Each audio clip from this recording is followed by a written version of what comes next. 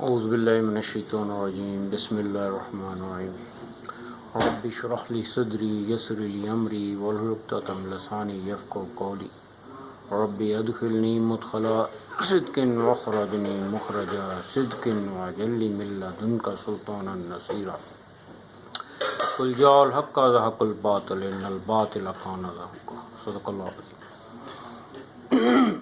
السلام علیکم۔ آج میں جس مضمون پہ آپ سے بات کرنا چاہ رہا ہوں وہ لفظ ہے کافر۔ اقبال نے کہا تھا کافروں کے ہم کافر، کافر خدا ہمارا۔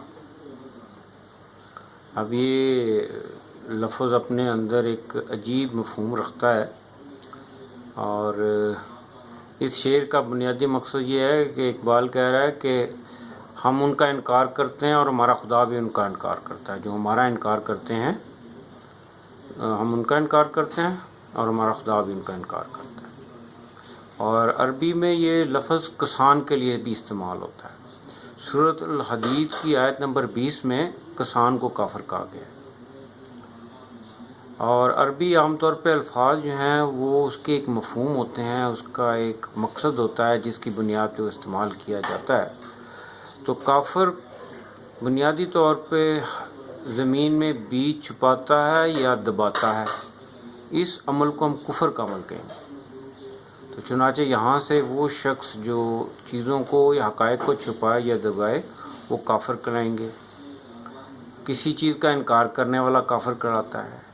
ایون جب کوئی مسلمان اپنے پرانے نظریے کا انکار کرتا ہے وہ بھی کافر ہوتا ہے۔ کوئی شخص کسی دوسرے نظریے کا اختلاف کرے، اس کو نہ مانے، وہ بھی کافر ہوتا ہے۔ چنانچہ صرف یہ کہہ دینا کہ جس نے کلمہ نہیں پڑھا یا انکار کر دیا وہ کافر ہوا، حقیقت میں اس جب تک سیاق و سباق کو نہیں ہم سمجھیں گے ہم اس کے صحیح مفہوم تک نہیں پہنچ سکیں گے۔ چنانچہ ہر آیت میں ہر جگہ ہمیں اس کا مفہوم دیکھنا ہوگا کہ وہ کس کو کافر کہا جا رہا ہے، کیوں کہا جا رہا ہے اور اس کے پیچھے کیا مقصد ہے۔